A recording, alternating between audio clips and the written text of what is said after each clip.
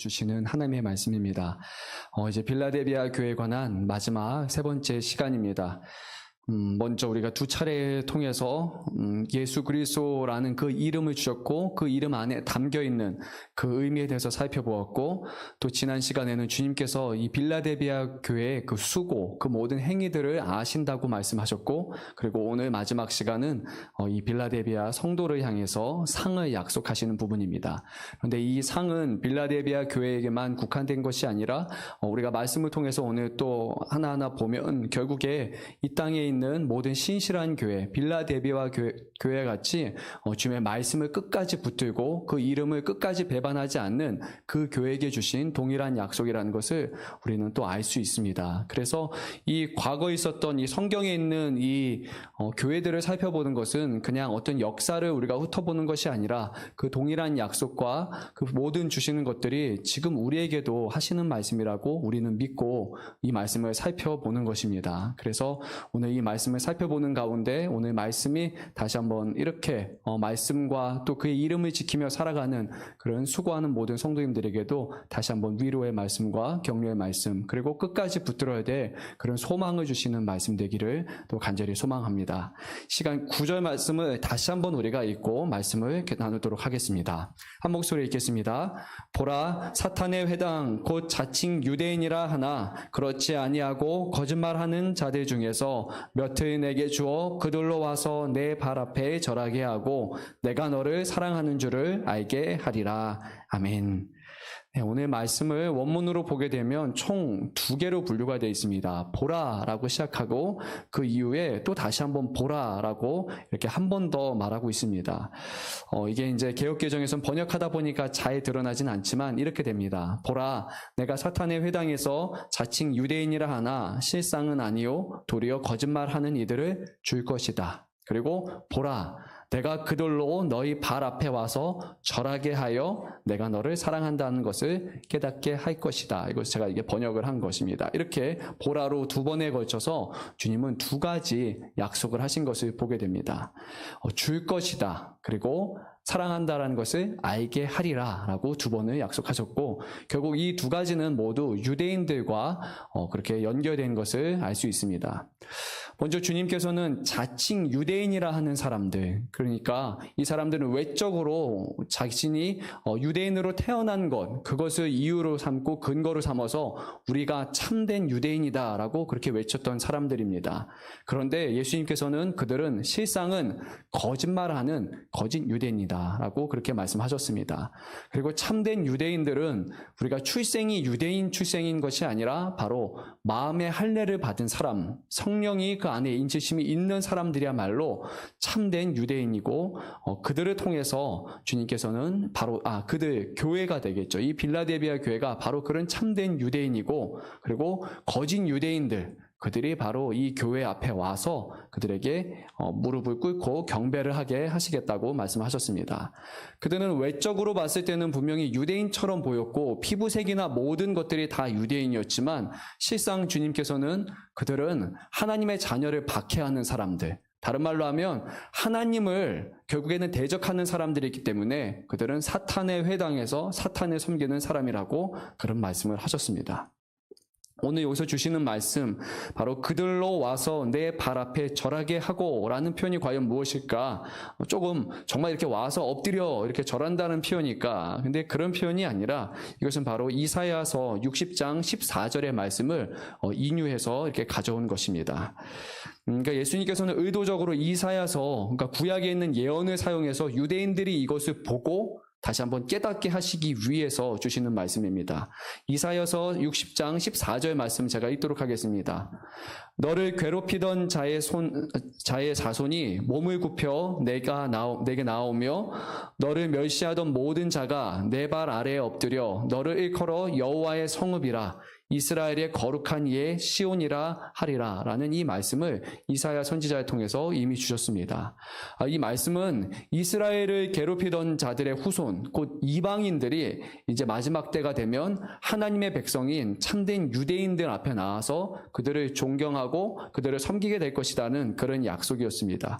그런데 오늘 말씀을 보니까 예수님께서는 그 동일한 말씀을 사용하셔서 이 모든 상황을 역전으로 이렇게 바꿔서 말씀하십니다. 그러니까 육신적인 유대인들의 기대는 바로 이방인들이 자신들 앞에 나와서 경배할 것, 섬길 것, 그런 식으로 생각을 했지만 지금 예수님께서 하시는 말씀은 그게 아니라 오히려 외적으로는 유대인인 사람들이, 그리고 외적으로는 이방인이라 할 수 있는 그런 교회 성도들 앞에 나와서 그들 앞에 이제 엎드리게 될 것이다라는 말씀을 하신 것입니다. 예수님께서는 이 유대인들, 외적인 유대인들이 이제는 역전이 되어서 오히려 이방인이 되게 하겠다고 하십니다. 그들이 이방인 역할을 맡게 될 것이라고 하신 것입니다. 왜 그렇게 하실까? 바로 그것을 통해서 사탄의 회당이 아니라 바로 예수 그리스도의 피값으로 세우신 교회가 진정으로 하나님이 기뻐하시는 이스라엘이라는 것을 이렇게 알게 하시기 위함이라고 말씀하십니다. 왜 이들을 빌라델비아 교회에게 주시겠다고 하셨을까요? 바로 참된 유대인이 아니었기 때문입니다. 외적으로는 너무나 참된 유대인이었지만 그런데 내적으로 유대인이 아니었기에 주님은 그들을 주신 것입니다. 만약에 그들이 참된 유대인이라면 주님은 이렇게 허락하지 않으실 것입니다. 사도 바울은 로마서 2장 28절에서 29절에서 바로 참된 유대인들은 이면적인 유대인, 그리고 물체 뒤쪽에 가려진 유대인들이고 드러나는 그런 유대인들이 아니고, 그리고 외적으로 보여주는 증거인 외적인 할례가 있는 사람들이 아니라 보여지지 않는 그런 내면적인 그런 할례가 있는 사람이라고 말하고 있습니다. 그러니까 본문의 유대인들은 자신들이 태생적으로 유대인이라는 것을 너무나 확고하게 믿었기 때문에 오히려 하나님의 편에 서지 않고 우리는 믿는 사람들이야, 우리는 구원받은 사람이야, 택함받은 사람이야, 우리는 그냥 구원을 너무나 당연히 받은 사람이야 라는 것을 확신한 나머지 오히려 하나님이 새롭게 자녀 삼은 사람들을 하나님의 자녀임을 깨닫지 못하고 그들을 박해하게 된 것입니다. 모든 유대인을 하나님께서 다 심판하신다는 그런 말씀은 아닙니다. 무조건적으로 유대인이니까, 외적인 유대인이니까 심판하시겠다는 그런 말씀이 아니라 바로 주님께서는 교회를 박해하는 사람들, 이 유대인에게 먼저 주셨던 특권이죠. 바로 하나님 나라의 제사장 되는 것, 또 다른 표현을 한다면 장자권이라고 말할 수 있는 이 특권을 거두어 들어서 교회에게 이제는 주시겠다고 주님은 말씀하신 것입니다. 두 번째 이유는 주님께서 이런 일을 하시는 것은 바로 교회를 사랑하시기 때문입니다. 그리고 교회를 그냥 몰래 숨어서 아니면 말로만 내가 사랑한다라고 속삭이는 그런 것이 아니라 실제적으로 거짓 유대인들을 아니라 참된 교회에 대한 사랑을 보여주심으로 주님께서는 공개적으로 그 사랑을 드러내신다고 그렇게 말씀하셨습니다. 예수님은 우리를 사랑하심을 그냥 조용히 와서 내가 너를 사랑해라고 그렇게 속삭이시는 분이 아닙니다. 사람과의 관계 속에서도 사랑한다라는 것이 둘만의 서로 아는 사랑이기도 하지만 때로는 공개적으로 누가 나와서 보여주는 것을 더욱더 원할 때가 있을 겁니다. 그래서 뭐 프로포즈라든지 아니면 공개적으로 커플티를 맞춘다든지 서로가 드러낼 만한 그런 사랑을 원하는 것이죠. 주님께서는 이미 십자가를 통해서 바로 이 사랑을 숨기는 사랑이 아니라 외적으로 모든 사람들에게 보여주는 사랑이라는 것을 드러내셨고, 이제 다시 오심으로 통해서 이런 일들을 통해서 사랑을 숨기지 않겠다고 오늘 드러내시겠다고 약속하셨습니다. 이 유대인들, 외적인 유대인의 모습 통해서 우리가 곰곰이 생각해 봐야 되는 것은 우리가 교회이고 주님 앞에 먼저 구원받은 사람이지만 우리가 너무나 우리의 구원을 확신한 나머지 우리는 너무나 당연히 구원받는 사람들이야 라고 생각을 하다 보면 오히려 외적인 유대인들과 같이 그 마음이 굳어질 수 있게 되고, 새롭게 교회를 오는 사람들과 주님 앞에서 헌신하고 믿고자 하는 사람들을 향해서 당신들은 뭐 이렇게 합니까? 라고 우리가 오히려 그들을 함부로 잘못된 눈으로 행동으로 평가할 수 있다는 겁니다. 교회 안에서 한 공동체가 되었다면 먼저 된 자나 또 나중된 자나 서로가 같은 믿음 안에서 하나님을 섬겨야 되는데, 잘못하다 보면 우리가 먼저 됐다라는 것을 첫째, 장자라고 여기게 되고 나중 온 사람들에서 박해하게 된다면 오늘 주님께서는 그런 사람들을 향해서 먼저 된 자가 나중되게 하실 것이다라고 우리를 반대로 심판하실 수 있다는 것입니다. 그래서 늘 주님 앞에 겸손한 마음으로 우리가 구원받은 사람이라는 것을 믿으며 교회 안에서 서로가 섬기고 서로가 하나 되는 것이 가장 중요할 것입니다. 주님께서는 어떤 성도들도 믿음에서 떨어지게 하거나 그들을 심판하고자 하고 싶지는 않으십니다. 주님은 늘 사랑하고 싶지만 우리가 그런 것을 잘못한다면 주님은 때로는 그렇게 해서라도 우리로 하여금 깨닫게 하실 것이라고 말씀하십니다. 이어서 우리 주님께서는 빌라델비아 교회를 향해서 이제 시험의 때에서 지켜줄 것이다라고 그렇게 이어지는 말씀에서 하셨습니다. 근데 본문을 잘 보게 되면 면하게 하리니라는 표현이 있는데 이 표현이 잘못 우리가 생각하게 되면 그러면 시험에서 면제해 주시겠다. 우리는 시험을 치르지 않게 하시겠다는 말씀으로 우리가 잘못 이해할 수 있습니다. 이것은 이 요한계시록에 대한 세대주의적인 그런 해석이라고 볼 수 있는데 이것은 나중에 또 기회가 되면 저희가 세대주의가 무엇인지 다시 한번 말씀드리도록 하겠습니다. 그래서 이 원래의 의미는 이것은 면제, 시험에서 우리가 면제되는 것이 아니라 시험 때에 보호하신다라는 표현이 더 정확한 표현일 것입니다. 예수님은 10절 앞부분에서 나의 인내의 말씀이라고 말씀하셨습니다. 예수님이 인내를 하셨던 그것을 말씀하시는데 바로 이 땅에 성육신한 예수님께서 하나님께서부터 오는 그런 시험을 피하지 아니하시고 아버지의 시험을 끝까지 인내해서 그것을 감당하셨던 그 말씀을, 인내의 말씀을 지금 언급하고 있는 것입니다. 그리고 빌라델비아 성도들은 그 예수님의 인내에 관한 그 말씀을 지켜서 지금 자신들도 핍박 가운데서 또 하나님의 시험 가운데서 끝까지 인내하고 열심히 지금 살아가고 있기 때문에 주님께서는 그들이 말씀 가운데 거하게 되면 그 인내를 계속할 수 있도록, 감당할 수 있도록, 끝까지 시험을 견딜 수 있도록 주시겠다라는 그런 말씀입니다. 그리고 더 나아가서 주님께서는 마지막에 하나님의 심판 때 바로 성도들을 보호하시겠다는 그런 약속으로 추가적으로 하신 말씀입니다. 이 시험은 국제적인 시험이 아닙니다. 이 빌라델비아 교회에게만 임하는 그런 시험이 아니라 바로 오늘 말씀을 보게 되면 온 세상에 임하는 시험이라고 말씀하십니다. 그러니까 마지막 때 최종적인 예수님이 재림하시기 그 바로 전에 이 세상에 있는 모든 사람들을 다 시험하시고 심판하실 텐데 그 시험 가운데서 빌라델비아 교회를 지키시겠다는 그런 약속입니다. 오늘 시험의 말씀 잘 보게 되면 대상을 땅에 거하는 자들이라고 말하고 있습니다. 근데 땅에 거하는 자들은 우리가 그냥 다 땅에 사는 모든 사람들을 말하는 것이 아니라 요한계시록에서 땅에 거하는 자들은 매우 중요한데 이것은 바로 하나님을 경배하지 않고 짐승을 따르는 사람들, 그리고 신자를 박해하는 그런 하나님의 원수를 가리키는 그런 전문적인 표현입니다.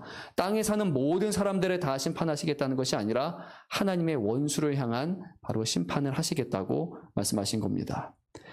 심판은 반드시 있을 것이고, 그리고 이 심판 가운데 결국 믿는 사람과 믿지 않는 사람 모두가 다 동일하게 그 심판에 마주하게 될 것이지만 그 심판의 목적이 비신자들, 하나님의 원수를 대상으로 하기 때문에 하나님께서는 자신의 성도들, 자신의 자녀들을 그 시험 가운데 보호하시고 지키시겠다라는 그런 약속을 하신 것입니다. 이 말씀은 최종적인 시험을 가리키기 때문에 2000년 전에 빌라델비아 교회에 있었던 그런 역사적인 그런 어려움과 시험이 아니라 지금도 빌라델비아 교회가 같이 주님의 말씀을 끝까지 지키고 그 이름을 우리가 배반하지 않는 이 땅에 있는 모든 교회들에게 하시는 그런 약속일 겁니다. 오직 말씀을 지키고 예수님을 붙드는 교회와 그 성도들만이 반드시 있을 최종적인 그 심판 가운데 하나님의 보호하심을 우리는 경험할 수 있게 되는 겁니다. 이 심판이 별거 아닌 것으로 우리는 생각해서는 안 됩니다. 하나님의 심판, 구약에 있는 심판들은 무섭습니다. 세상을 단번에 멸하시는 심판이고 도시가 한순간에 사라지는 그런 마지막 심판, 이 세상에 하나님을 대적하는 모든 원수들을 향해서 그들을 단번에 소멸시키시는 그 심판이 분명히 있을 것이고 그 심판 안에서 살아남을 수 있는 유일한 방법은 바로 주님의 말씀을 믿고 말씀대로 살아가는 것 외에는 없다고 분명히 오늘 우리에게 말씀하십니다. 이어지는 말씀 11절 말씀을 우리가 한 목소리로 합독하시겠습니다. 내가 속히 오리니 내가 가진 것을 굳게 잡아 아무도 내 면류관을 빼앗지 못하게 하라. 앞서서 예수님께서 여러 차례에 걸쳐서 내가 오리라 라고 이렇게 말씀을 하셨습니다. 근데 에베소 교회에게 오신다고 말씀하셨는데 너희가 준비되지 않으면 촛대를 치워버리겠다고 주님은 말씀하셨습니다. 버가모 교회에게 오신다고 하셨고 사대 교회에게도 오신다고 하셨습니다. 도적같이 임할 것이다. 그러니까 이 세 번의 모든 교회에게 하셨던 내가 오리라라는 이 말씀은 두려운 말씀이었고 심판에 관한 말씀이었습니다. 그런데 빌라델비아 교회에게 오신다는 이 말씀은 긍정적인 의미로 하시는 말씀입니다. 내가 속히 올 것인데 그때까지 너희가 믿음 가운데 말씀 가운데 있으면 아무도 그 멸류관을 빼앗기지 못하게 할 것이다라는 그런 말씀이죠. 유일하게 바로 빌라델비아 교회에게 오신다는 그 말씀만이 긍정적인 의미인 이유. 왜 그럴까요? 주님께서 다른 것이 아니라 바로 빌라델비아 교회는 온전히 살아가고 있기 때문인 겁니다. 주님이 오신다라는 것은 모든 교회에게 다 오실 것이지만 동일하게 오실 것이지만 거기에서 믿음 가운데 거하고 준비된 교회라면 주님의 심판, 주님의 오심을 두려워하지 않을 것입니다. 그런데 준비되지 않은 교회라면 에베소 교회 같이 버가모 교회와 같이 사대 교회 같이 주님이 오시는 것을 꺼려하고 두려워할 수 있는 상황이 놓일 수 있다는 겁니다. 빌라델비아 교회 같이 말씀 가운데 거하는 그 교회에게는 주님의 오심, 마라나타, 주님 오십시오라는 것이 정말 기대되고 오늘 오셨으면 좋겠다라는 그런 기다림의 시간이 되겠지만 준비되지 않은 교회들 향해선 주님 아직 때가 아닙니다. 좀 더 시간을 주십시오. 마이메이를 주십시오라고 우리가 두려워하는 시간이 될 것입니다. 지금 주님께서 속히 오시겠다고 하시는 그 말씀 앞에 우리의 마음은 어떻게 반응하고 있습니까? 주님, 지금 오셨으면 좋겠습니다. 오늘 지금 준비가 되어 있습니다. 주님께서 예배하신 그 나라에서 함께 우리가 영광 가운데 거하고 주의 주인의 잔치에 참여하고 싶습니다라는 그런 날마다 기대함과 설렘 가운데 하루하루를 우리가 준비하며 살아가고 있습니까? 아니면 우리의 마지막 때는 한참 남았기 때문에 우리가 좀 죽기 얼마 전쯤에 이제 천국 갈 준비를 마음의 준비와 우리가 인생을 마무리하는 준비를 하면 되겠다라는 그런 세상 사람들이 말하는 준비를 하고 있습니까? 주님의 오심은 언제든지 지금 이 자리에서 돌아가는 발걸음 가운데 임할 수 있는 것이기 때문에 우리는 빌라델비아 교회같이 늘 준비된 사람으로서 우리의 삶을 살아가야 됩니다. 그것이 우리에게 주시는 축복의 시간이라고 우리가 믿을 수 있기를 바랍니다. 주님은 속히 오시겠다고 말씀하셨습니다. 이것은 의도적으로 시간을 늦추시겠다는 그런 말씀이 아니라 가장 적절한 때에 주님께서는 늦추지 않고 지체하지 아니하시고 반드시 오겠다고 하셨습니다. 그리고 빌라델비아 교회를 향해서 그때가 멀지 않으니까 너희들이 인내하고 끝까지 말씀을 붙들라라고 하셨습니다. 그렇게 함으로써 이미 빌라델비아 교회에게 약속된 생명의 멸류관 그것을 다른 이들에게 빼앗기지 않게 하라라고 하셨습니다. 결국 인내하지 못한다면 이미 우리에게 주신 멸류관이라 할지라도 약속된 멸류관이라 할지라도 우리가 그것을 빼앗길 수 있다는 것입니다. 주님의 말씀 가운데 거하는 자만 이것을 끝까지 가질 수 있습니다. 마지막으로 이제 12절 말씀은 우리가 한 목소리로 합독하시겠습니다. 이기는 자는 내 하나님의 성전의 기둥이 되게 하리니 그가 결코 다시 나가지 아니하리라. 내가 하나님의 이름과 하나님의 성 곧 하늘에서 내 하나님께로부터 내려오는 새 예루살렘의 이름과 나의 새 이름을 그의 위에 기록하리라. 아멘. 이제 끝으로 주님께서는 이기는 자, 끝까지 인내하는 자에게 두 가지를 약속하셨습니다. 첫째는 먼저 내 하나님 성전의 기둥이 되게 할 것이다 라고 말씀을 하셨습니다. 이 성전의 기둥이 무엇일까? 아마 이 성전은 솔로몬이 지은 그 성전 앞에 놓았던 두 개의 노수로 만들어진 그 기둥을 의미할 것입니다. 이 기둥이 혹시 무슨 기둥인지 아십니까? 두 개가 있습니다. 우편과 좌편에 두 개. 뭐죠? 네, 맞습니다. 예.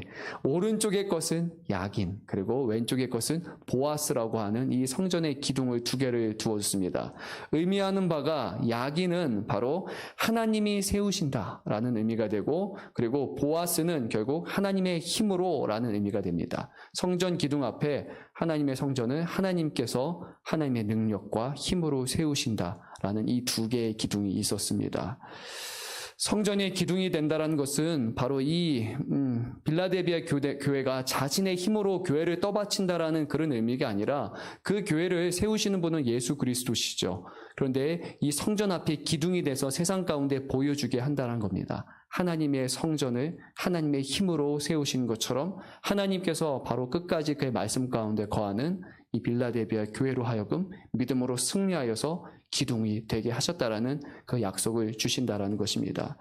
우리가 우리의 힘으로 만약에 구원을 이루려고 한다면, 기둥이 되려고 한다면 우리는 불가능할 것입니다. 너무나 무거운 것이고 하나님의 성전을 떠받칠 수 있는 어떠한 거룩하고 선한 것이 우리에게 없기 때문입니다. 오직 주님만이 터가 되시고 주님만이 기초 주춧돌이 되셔서 이 모든 것을 떠받칠 수 있는 것이고, 우리는 그 앞에서 그것을 증거하는 자로서 바로 살아가게 되는 것입니다. 이 기둥은 이 빌라델비아 성도들에게는 또 특별한 의미가 있을 것입니다. 바로 이 성전에 더 이상 나가지 않을 것이라는 표현은 바로 AD 17년, 주후 17년에 있었던 그 화산이 있었고, 화산으로 인해서 많은 사람들이 도시에서 결국에 쫓겨나서 외곽에 있는 시골에 살았던 것을 생각나게 할 것입니다. 이제는 우리가 성전의 기둥이 된 것처럼 결코 하나님의 나라에서 쫓겨나는 삶을 살아갈 것이 아니라 영원히 안전하게 그곳에서 살 것이라는 그런 확신을 주시는 말씀입니다. 또한 유대인들의 회당에서 그들이 쫓겨나서 그리고 예배를 온전히 드리지 못했던 것을 다시 한번 생각나게 하심으로 이제는 하나님의 나라에서 하나님을 온전히 예배하게 살아갈 수 있게 됐다라는 그런 확신과 안전을 허락하시는 것입니다. 이 말씀을 듣는 빌라델비아 성도들에게는 정말로 이 말씀이 큰 위로가 될 것입니다. 주님께서 끝까지 우리를 지켜주시겠다라는 그런 확신의 말씀으로 주신 것입니다. 둘째로, 이제 이 기둥에는 특별히 이름이 새겨질 것이다라는 그런 약속을 주셨습니다. 세 가지 이름이 들어갑니다. 바로 하나님의 이름, 그리고 하나님의 새로운 성, 바로 새 예루살렘의 이름이 거기 위에 기록되게 될 것이고, 그리고 나서 그리스도의 새 이름, 무엇인지 우리가 알지 못하지만 그 새 이름을 바로 이곳에 기록하게 하실 것이라고 약속하셨습니다. 삼중의 이름, 삼중의 약속을 통해서 바로 첫 번째는 하나님의 이름을 통해 우리가 하나님의 자녀가 됐다라는, 하나님의 소유가 됐다라는 그런 확신의 이름을 주실 것이고, 그 성의 이름이 바로 써 있다라는 것은 우리가 그 나라에 이제는 주민이 되었다라는 그런 확신을 주시는 것이고, 그리고 숨겨진 그리스도의 이름을 통해서 우리가 생명을 받은 사람이라는 것을 다시 한번 거기에 삼중의 약속을 통해서 우리에게 주실 것입니다. 그 누구도 그 새겨진 이름을 제거할 사람이 없을 것이고, 최종적으로 누리는 온전한 그런 기쁨과 평안함을 이곳에서 주님께서 주실 것을 약속하셨습니다. 오늘 빌라델비아 교회의 말씀을 통해서 어떤 것을 느끼셨습니까? 우리의 삶이 정말 다른 것이 아니라 예수 그리스도께서 주시는 그 말씀과 그 이름을 끝까지 붙드는 것, 주님께서 우리에게 요구하신 것은 단지 이것이었습니다. 이것을 끝까지 행하는 자에게는 하나님의 자녀가 되고, 그리고 하나님께서 주시는 축복을 우리가 누리게 될 것이지만, 그것이 아니라 다른 것이 더 좋은 것, 더 특별한 복음과 어떤 것이 있다라고 생각하고 그리고 살아가는 사람들에게는 그 이름이 그곳에서 남지 않는 일이 일어날 것이라고 말씀하셨습니다. 우리에게 주신 이 말씀은 별것 아닌 것이 아닙니다. 예수 그리스도라는 이름은 그냥 특별하지 않은 것이 아니라 주님께서 우리에게 주실 수 있는 가장 귀한 것이고, 우리에게 주신 확신인 것을 다시 한번 믿고 주의 말씀을 붙들고 그 이름을 오늘 삶 가운데 공개적으로 시인하고 주님의 자녀됨을 증거하고 살아가는 그런 하루 되시기를 간절히 소망합니다. 젖먹이 같은 그런 성도가 아니라 다시 한번 성숙한 성도로서 우리에게 주신 영적인 양식을 구하고 그것을 우리가 감사함으로 교회를 세워나갈 수 있기를 또 소망하고, 세상에 수많은 교회들이 다 동일한 교회가 아니라 하나님 앞에 책망만 받는 교회들도 있고 책망과 그리고 칭찬을 받는 교회가 있지만, 빌라델비아 교회같이 주님 앞에서 언제든지 생각나고 떠올릴 수 있는 금천 양문교회, 아니 이 교회라면 내 마음을 늘 흡족해하고 내가 언제든지 신뢰하고 맡길 수 있어라고 그렇게 말씀하실 수 있는 그런 교회, 바로 우리 교회가 되기를 간절히 소망합니다.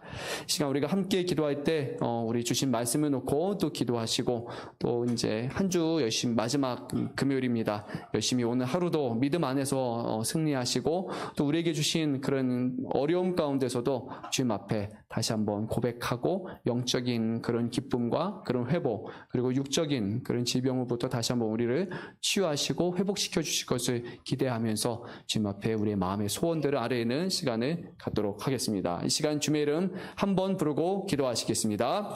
주여